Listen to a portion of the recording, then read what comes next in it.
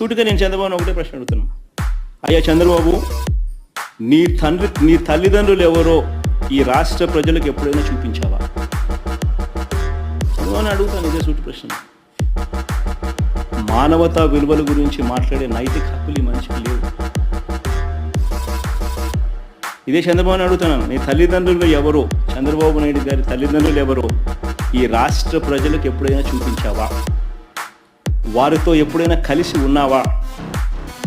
రాజకీయంగా నువ్వు ఎదిగిన తర్వాత నువ్వు కనీసం మీ ఇంటికి తీసుకువచ్చి 2 పూటల భోజనం పెట్టి వారిని సంతోషంగా పంపించావా? కనీసం వాళ్ళిద్దరూ కాలం చేస్తే కనీసం తలకొరివైనా పెట్టేవా వాళ్ళకు?